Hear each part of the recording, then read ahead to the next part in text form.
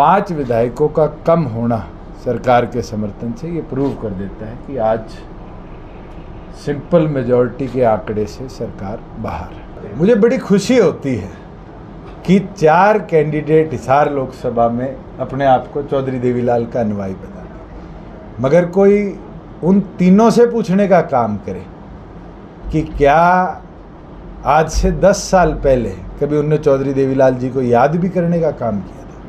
क्या उनके घरों में चौधरी देवीलाल जी की फोटोएं भी लगी रही थी? ये कहना बहुत आसान है कि हम अनुयायी हैं। अनुयायी से पूछिए 93 में क्यों छोड़ के गए, 91 में क्यों छोड़ के गए और 95 में क्यों छोड़ के गए। मैं तो तीनों की कुंडली जानता हूँ। इस मामले में राजनीतिक हलचल पिछले 12 घंटों में बहुत तेज हुई है प्रदेश की, और राजनीतिक सरगर्मियों को देखते हुए जिस तरीके से 3 एमएलएज ने नायब सैनी जी की सरकार से अपना समर्थन वापस लिया है, आज हरियाणा प्रदेश की सरकार जो मेजॉरिटी लेकर 2 महीने पहले आई थी उससे कम हुई। नैतिकता के आधार पर मुख्यमंत्री को या तो अपना बहुमत पेश करना चाहिए या इस्तीफा देना चाहिए, और वहीं दूसरी ओर पर हम आग्रह भी करेंगे और लिखित में भी महामहिम से आग्रह करेंगे कि इस गवर्नमेंट को दोबारा, क्योंकि 3 विधायकों ने लिखित तौर पर अपना इस्तीफा राज्यपाल को भेजा है, राज्यपाल भी सरकार को मेजॉरिटी प्रूव करने के डायरेक्शन दे, क्योंकि आज 2 विधायकों ने विधानसभा की मेंबरशिप से इस्तीफा दिया। 88 एमएलएज आज हरियाणा विधानसभा के 3 गवर्नमेंट से समर्थन वापस कर चुके, 2 वो विधायक थे जो उस समय गवर्नमेंट के पास उनके समर्थन में। 5 विधायकों का कम होना सरकार के समर्थन से ये प्रूव कर देता है कि आज सिंपल मेजॉरिटी के आंकड़े से सरकार बाहर है। मैं तो आज यही मांग करता हूँ कि मुख्यमंत्री नैतिकता के आधार पर अपना इस्तीफा देने का काम करे। मैं कल मुख्यमंत्री का बयान किसी चैनल पे देख रहा था जहाँ वो हंस कर ये कह रहे थे कि ये आज वहाँ कुछ लेने गए हैं, यहाँ कुछ लेके 4.5 साल बैठे थे, इसके बारे में भी वो बताने का काम। और मैं एक चीज़ कहना चाहूँगा, हम जब तक सरकार के साथ थे कभी इस तरह के हालात नहीं मिले जहाँ मनोहर लाल जी और मुझे इस तरह की कोई घटनाक्रम देखने को मिली हो कि किसी ने समर्थन विड्रॉ किया। आज उन लोगों का कांग्रेस के साथ जाना ये दिखता है कि भारतीय जनता पार्टी किस तरीके से कमज़ोर हुई है। जो 11 कमल खिलाने की बात करते हैं वो आज कितने कमज़ोर हुए। और वही दूसरी ओर पर नेता विपक्ष ने कल तीनों को समर्थन के साथ एक प्रेस कॉन्फ्रेंस करी थी। मैं उनको भी कहना चाहूँगा कि आज जो गणित बनता है उस गणित के अंदर जब अल्पसंख्यक में सरकार है, अगर कदम उठाया जाए कि इस सरकार को ड्यूरिंग इलेक्शंस घेरा जाए तो हम इस पर पूरी तौर पर विचार करेंगे कि बाहर से इस सरकार को घेरने के लिए उनका समर्थन करेंगे। अब ये कांग्रेस को सोचना पड़ेगा कि क्या भारतीय जनता पार्टी की जो आज सरकार सत्ता में है इसको घेरने के लिए वो कोई कदम उठाने का काम करेगी।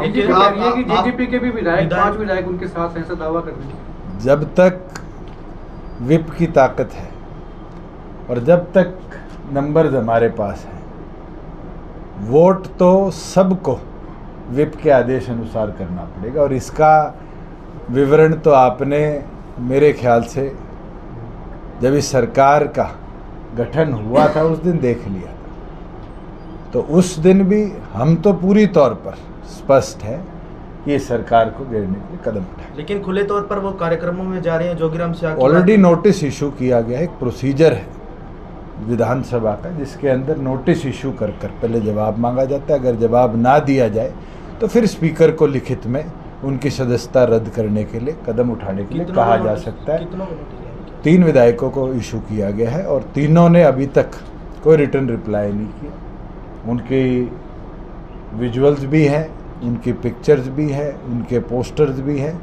और जो उचित कार्रवाई जननायक जनता पार्टी ने करनी है आने वाले दिनों में बिफोर पोलिंग हम अपनी ओर से करेंगे।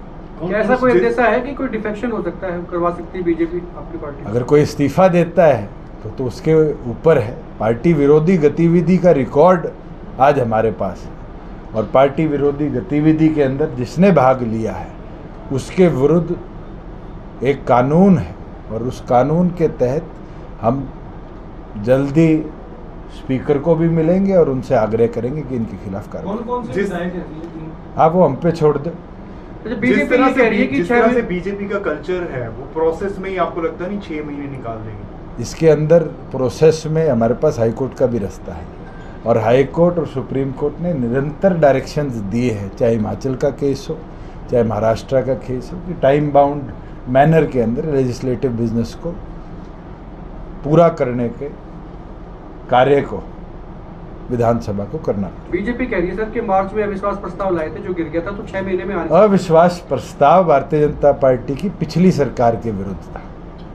नई सरकार बनी है, वो अविश्वास प्रस्ताव उस सरकार के साथ साथ ही समाप्त हो गया। नई सरकार आज के दिन गठित हुई है, उसके विरुद्ध अविश्वास प्रस्ताव लाया जा सकता है। पिछली बार फ्लोर टेस्ट हुआ तो आपने बाहर रह के और बीजेपी का उस समर्थन कर दिन दिया। एक रैली जननायक जनता पार्टी की थी, हमने समर्थन किसी का नहीं किया था। मैं आज ऑन रिकॉर्ड कह देता हूं कि अगर अब फ्लोर टेस्ट होगा तो हमारे प्रत्येक विधायक पार्टी के आदेश पर विप के साथ सरकार को घेरने के लिए वोट दें। सर, आपने कहा कि जब तक आप लोग साथ थे तो ऐसी कोई स्थिति नहीं बनी है, नेतृत्व परिवर्तन होने के बाद ऐसी स्थिति बनी, तो क्या जो बीजेपी ने नेतृत्व परिवर्तन किया वो संभालने वो फेलियर है। मैं तो एक दिन नहीं बारी बारी कहता हूँ। जब नया मुख्यमंत्री पहली कैबिनेट के बाद कहता है कि 94 दिन का प्लान बना है तो इसका मतलब तो उनने पहले मन बना रखा है कि वो 94 दिन के मुख्यमंत्री हैं। और ये तो ऑन रिकॉर्ड है, चंडीगढ़ की किसी आपके बीट के साथी से निकाल लीजिए कि फर्स्ट फुल कैबिनेट मीटिंग के बाद आकर नए मुख्यमंत्री का बयान था कि हम तो 94 दिन का प्लान लेकर आए। और उस दिन ये साबित हो गया था कि कितने कमज़ोर शासक वो रहेंगे और कितने कमज़ोर नेतृत्व के साथ प्रदेश चलेगा। और आज भी मैं आपको बता सकता हूँ कि निरंतर फील्ड का दौरा हम कर रहे हैं। मंडियों में जिस तरीके से आज के दिन गेहूं पड़ा है, सरसों पड़ा है, 22 दिन से ऊपर हो गए जहाँ सरसों की पेमेंट नहीं हुई, 17 दिन से ऊपर हो गए जहाँ गेहूं की पेमेंट नहीं हुई। ये दिखाता है कि किसान विरोध में कितना इनने काम किया है, कमज़ोर करने का जो प्रयास किया है। और मॉनिटरिंग का फेलियर है। सिस्टम तो ऑटोमेटेड हमने बनाया था, 4 साल क्यों नहीं दिक्कत आई जब पेमेंट 48 घंटे में दी गई? 4 साल क्यों नहीं दिक्कत आई कि उठान टाइम बाउंड मैनर में किया गया? आज भी उचाना में 10 लाख बैग्स गेहूं के पड़े हैं।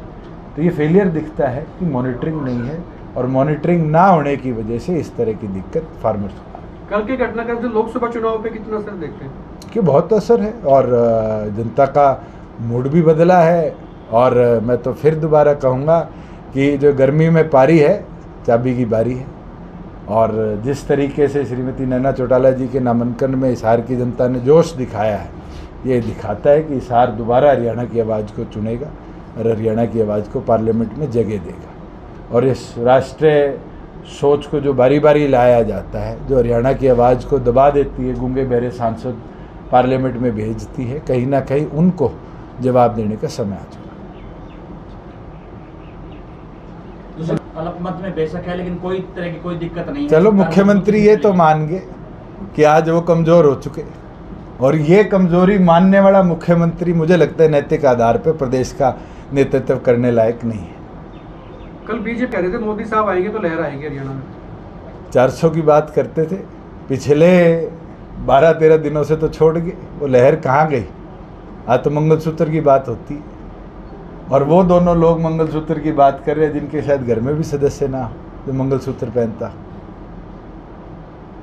क्राइसिस आया, उसको लेकर आपकी किसी से बात हुई है? जैसे आप कह रहे हैं कि हम जा सकते हैं, कांग्रेस को समर्थन कर सकते हैं। मैं आपके माध्यम से कहता हूँ, ना मुझे बात करने की जरूरत, अगर करंट रेजिम को मेजॉरिटी प्रूव करनी पड़ी तो जननायक जनता पार्टी विप भी जारी करेगी और करंट गवर्नमेंट के विरोध में विप को जारी करेगी। कांग्रेस के साथ भी जा सकती है जेजेपी? अगर मुझे किसी के साथ जाने की जरूरत नहीं है। आज के दिन ना कांग्रेस के साथ जाने की जरूरत, ना बीजेपी के साथ जाने की जरूरत, मगर करंट सरकार को घेरने के लिए अगर समर्थन विपक्ष के अंदर एकता होगी और करना पड़ा तो हम करेंगे। वो जेलर का आदेश आया और जेलर के आदेश में 5 के 5 बाहर थे, नहीं थे तो बताओ, और पूरी वोटिंग तक पार्टी के आदेश को फॉलो किया। अगर आप पार्टी के सिंबल पर जीते हो तो पार्टी के आदेश का नेतृत्व आपको पूरा करना पड़ेगा। अगर आपको पार्टी छोड़नी है तो आप इस्तीफा दे सकते हैं, इस्तीफा देकर विधायक पद से इस्तीफा दीजिए और अपनी पार्टी की अपनी जो नई सोच की गतिविधि है जनता देखती है, कौन किसके मत पे जीता और कौन किसके मत से चला और आज वो कहीं और अपनी इच्छा जाहिर करता है। जनता उन लोगों को समझती है। मेरा तो इतना बोलना जरूरी है कि जब तक इस विधानसभा का टेन्योर है अक्टूबर 28 तक हरियाणा प्रदेश में अगर कोई विधायक जननायक जनता पार्टी के सिंबल पे जीता है, विधानसभा की प्रक्रिया के अंदर उसको पार्टी का विप फॉलो करना पड़ेगा। क्या कोई ऐसी संभावना है कि जजपा फिर से बीजेपी के साथ जा सकते? बिल्कुल नहीं। मैं ये चीज़ कई बार स्पष्ट कर चुका हूँ और इससे ज़्यादा मुझे स्पष्टीकरण देने की जरूरत नहीं। अगर हम 11 सीटों पर चुनाव रखने का मनोबल रखते हैं, चाहे वो कांग्रेस हो, एक उपचुनाव और 9 लोकसभा लड़ रही है और गठबंधन में 1 सीट उनने दूसरी पार्टी आम आदमी को दी, चाहे वो लोकदल हो जिसने अपने शायद 6 उम्मीदवार उतारे हैं, चाहे वो बसपा हो जो उपचुनाव नहीं लड़ रही। सिर्फ जननायक जनता पार्टी हरियाणा में वो दल है जिसने 10 के 10 कैंडिडेट्स लोकसभा में उतारे और करनाल उपचुनाव के लिए भी अपना उम्मीदवार उतारा है और मजबूती के साथ 11 के 11 चुनाव आज लड़ रही है। हिसार में सर कौन सा मुकाबला मानते, कौन से पार्टी के साथ? आज के दिन तो मैं मानता हूं कि श्रीमती नैना चौटाला जी आगे है। आज जो परिस्थिति बन रही है, महिलाओं का जो समर्थन उनको मिल रहा है, महिला शक्ति जो पंचायती राज के तौर पर हमने बढ़ाई है, विकसित करी है, राशन डिपो देकर उनको रोजगार के अवसर दिए हैं, बढ़ चढ़कर महिलाओं का नेतृत्व श्रीमती नैना चौटाला जी के साथ आ रहा है और वही हिसार की परिवर्तन के अंदर अपनी ताकत बनेगा। और आने वाले दिनों में आप देखेंगे, आज के दिन 8,37,000 महिला वोटर्स शायद हिसार के अंदर हैं और उनका नेतृत्व और हरियाणा की आवाज़ बनकर पार्लियामेंट में जाकर, जैसे 14 से 19 तक मुझे नेतृत्व मिला था, हिसार चुनेगा और मजबूती के साथ नैना चौटाला जी को अपना सांसद। वीरेंद्र सिंह कांग्रेस में चले गए, कांग्रेस में जाके फिर रूस गए वो कांग्रेसियों से। ये कोई घटनाक्रम आज का नहीं है, ये घटनाक्रम कई बार हुआ है। कांग्रेस आई, कांग्रेस, बीजेपी, कांग्रेस और अब फिर रूस से बैठे हैं। ये दिखाता है कि राजनीतिक तौर पर कितने कमज़ोर वो हो चुके हैं और ये दर्शाता है कि आने वाले भविष्य में उचाना जैसे वो बारी बारी मेरे को बजा रहे थे, उनको बजा के छोड़े। जिस तरीके से आपकी पार्टी के विधायक वीरेंद्र गोगली ने आज जैसे चौटाला को लेकर जो प्रतिक्रिया दी, आप कैसे देखते हैं? जो राजनीति के अंदर इस तरह की शब्दावली का इस्तेमाल करते हैं, जनता उसको समय समय पर जवाब देती है। मुझे इससे ज़्यादा किसी के बारे में कुछ बोलने की ज़रूरत नहीं आज। जयप्रकाश जी वो खुद को चौधरी देवलाल का असली अनुयायी बताते हैं। मुझे बड़ी खुशी होती है कि 4 कैंडिडेट हिसार लोकसभा में अपने आप को चौधरी देवीलाल का अनुयायी बताते हैं, मगर कोई उन तीनों से पूछने का काम करे कि क्या आज से 10 साल पहले कभी उनने चौधरी देवीलाल जी को याद भी करने का काम किया था? क्या उनके घरों में चौधरी देवीलाल जी की फोटोएं भी लगी रही थी? ये कहना बहुत आसान है कि हम अनुयायी हैं। अनुयायी से पूछिए 93 में क्यों छोड़ के गए, 91 में क्यों छोड़ के गए और 95 में क्यों छोड़ के गए। मैं तो तीनों की कुंडली जानता हूँ इस मामले में। कब कब उनने चौधरी देवीलाल जी के या उनके परिवार के सदस्यों ने अब शब्द इस्तेमाल करने का काम किया या उनको धोखा देने का काम किया। और चौधरी देवीलाल जी एक विचारधारा है। मुझे लगता है इस कमरे में बैठा भी एक एक आदमी चौधरी देवीलाल जी का अनुयायी है, कहीं ना कहीं उनको आज फॉलो करता है, उनके विचारों को आगे लेकर बढ़ता है, और हमें सबको करना चाहिए।